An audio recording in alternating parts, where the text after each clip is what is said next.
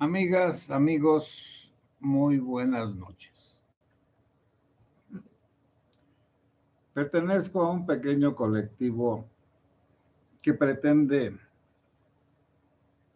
mejorar las cosas a través de los caminos institucionales, de las sendas de la paz y también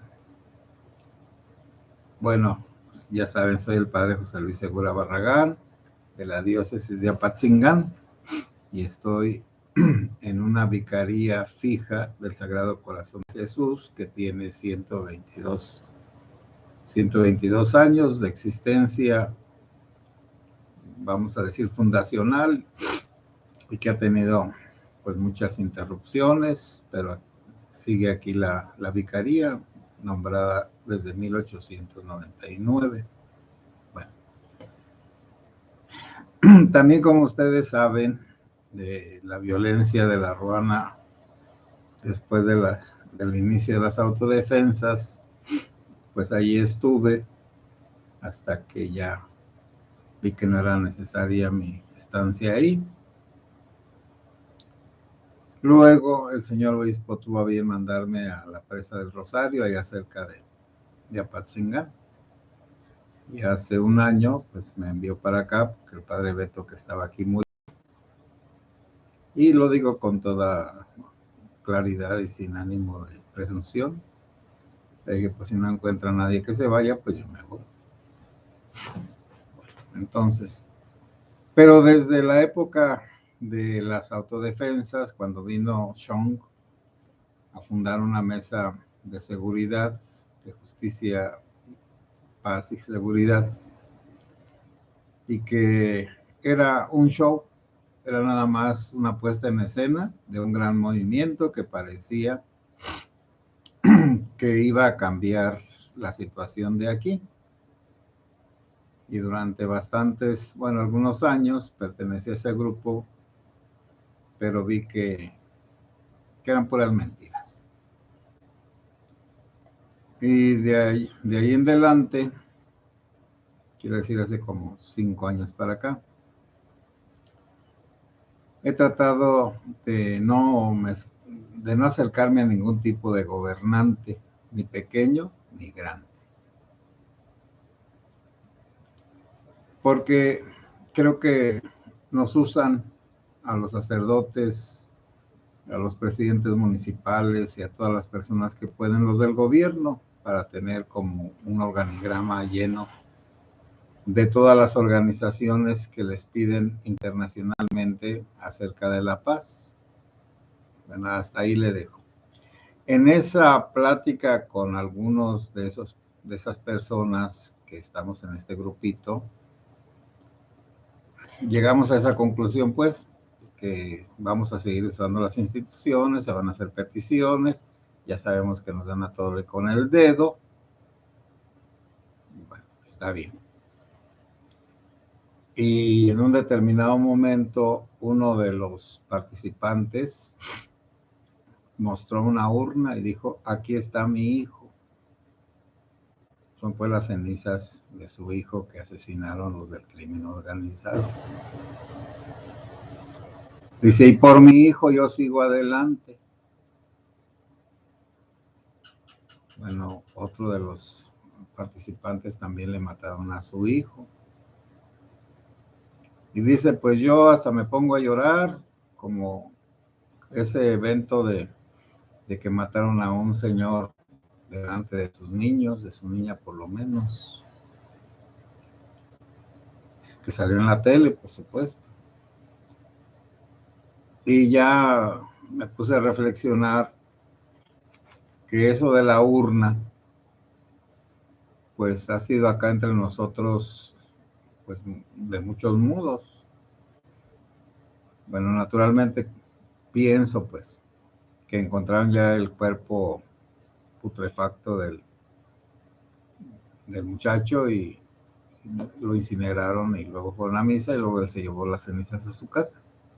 Y de paso aquí digo pues que el padre Cristóbal también fue incinerado y el domingo fueron puestas sus cenizas en una urna allí en el Templo de los Sagrados Corazones de Jesús y de María en Nueva Italia, porque él allí quiso quedar. No he preguntado por qué quiso que lo incineraran, pero supongo que murió del COVID. Bueno, es una suposición, o de una enfermedad de esas que son muy contagiosas y que prefieren pues destruir el cuerpo para no contaminar a los demás. Es cierto que, aquí pongo un paréntesis, es cierto que en la Iglesia Católica se ha prohibido eso de la incineración, pero también eso surgió a raíz de que en el Imperio Romano a los más importantes y quizá a los que podían, hacían una pira y en ella quemaban los cadáveres. Creo que eso es algo de los griegos. Y tenían un gran respeto los antiguos por los cadáveres. Recordemos cómo allá en la toma de Troya, el papá el jefe allá de Troya, un anciano, le fue a pedir el cuerpo de su hijo a los griegos. Y como iba a pedir un favor funerario, le permitieron que fuera. Y allí estaba Aquiles lleno de furia, porque el que había matado el que él había asesinado con mucho odio, el hijo del viejito, fue porque le mató a su compañero amistoso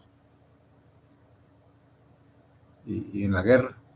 Y por eso se puso tan mal con todos. Era una persona fuera de control,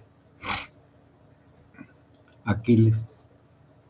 Y el Señor va y se humilla y le dice, perdóname pues, soy un anciano, vengo a llorar, a implorar que me entregues el cuerpo de mi hijo, entre comillas, porque después de que lo mató, lo ató a su carro y recorrió mucho pedazo y pues ya nada más quedaban los huesos semicubiertos de carne.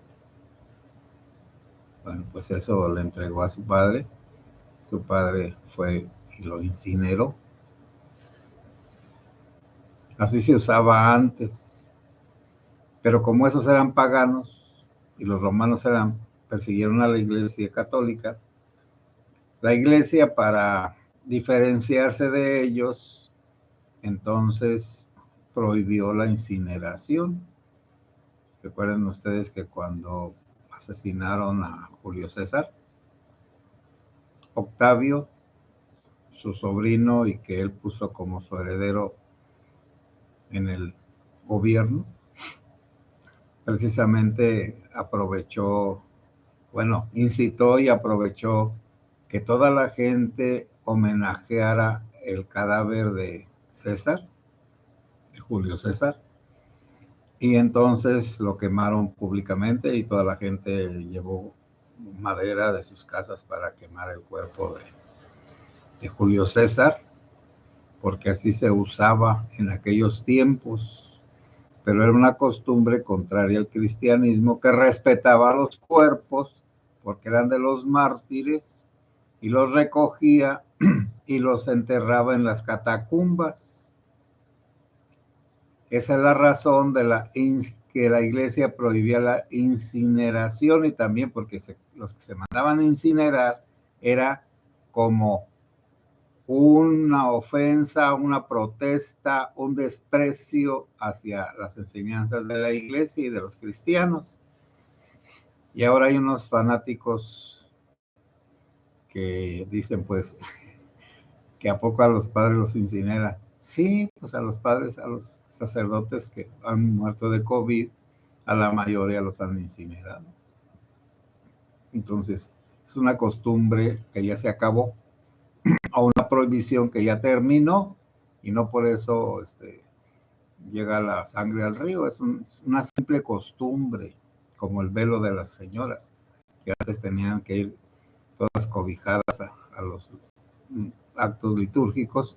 y que ahora pueden ir pues con la cabeza descubierta y tampoco no pasa nada, no sucede nada. Los sátiros o morbosos son en todas partes, y aquí es nada más que me de una pequeña desviada por el señor que sacó a su hijo y que dijo: yo voy a seguir luchando para que mejoren las condiciones en las que vivimos y para que otras personas no sufran lo que yo sufrí por parte del crimen organizado y por parte de las autoridades que son sus cómplices. Los que no son de aquí entiendan, aquí no hay justicia, no puede haberla. A mí como sacerdote me respetan, pero no han respetado a otros sacerdotes, ya les dije, que han asesinado a varios. Entonces, tenemos nosotros que entender que el gobierno nos miente. También ahí en la reunión se sacó: ay, es que se iba a hacer una carretera de Apatzingán a Aguililla, a Cualcomán, a la costa, a Tumbiscatío. Se iba, porque en una ocasión que me enviaron un documento donde se rescindían los contratos para hacer la carretera con una determinada compañía. No me creían, pero como me habían mandado los documentos, los puse en el Face, ahí está. Ahí están los documentos donde oficialmente se dice que ya no se va a hacer esa carretera, pero luego ahora vuelven a reiterar que dice que se va a hacer la carretera, pero ahora ni siquiera hay un documento donde se diga que se ha contratado a una compañía en cuánto y en qué tiempo se va a hacer. Es puro atole con el dedo. Y luego, pues eso, miren, acá en esta región ahora, pues, alrededor de Cotija, por esos rumbos, hay una guerra muy grande y hay muchos asesinatos, desaparecidos. Y luego están otras personas como esa que se grabó cuando se la iban a llevar en Aguililla, porque dicen pues que la pasa en Aguililla. Pues ¿cuál pasa en Aguililla? Fueron por una señora joven y ella, como aquel también que se lo tragó un cocodrilo, con el celular estaba registrando, y pues lo último que vieron en el celular fue la oscuridad del gaznate del cocodrilo que se tragó al reportero o al curioso, o al turista. Acá también en ese video del celular se ve cómo avanza hacia la víctima el secuestrador, el delincuente. Por eso, bueno, el señor que se pone a llorar cada vez de que ve pues un evento semejante al de su hijo, y el otro que tiene a su hijo allí, como si, yo pensé que era una Biblia porque es una urna de madera triangular, pero yo no notaba que era triangular y tiene un Sagrado Corazón de Jesús. Entonces yo pensaba que era una Biblia, pero no. Ya dijo: este es mi hijo. Y por las cenizas de mi hijo, yo voy a seguir trabajando porque se haga justicia y porque haya paz, por medios pacíficos. Y eso es lo que estamos tratando de hacer. Pero también somos conscientes de que nos dan a tole con el dedo, de que nada más a las reuniones que íbamos era para que los funcionarios se lucieran ahí, les aplaudiéramos y al final, si querían, nos daban la palabra. Y así es. Pero bueno, eso es al nivel humano.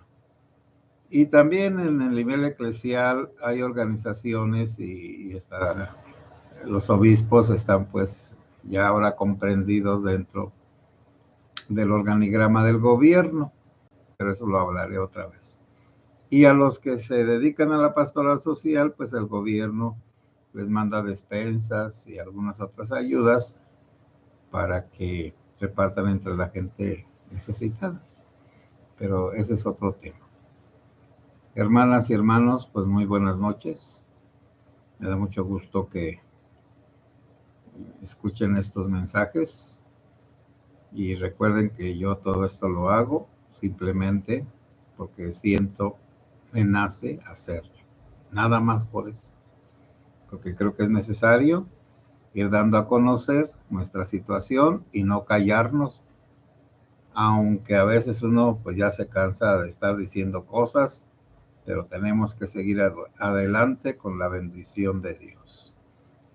Buenas noches, amigas y amigos, que Dios los bendiga.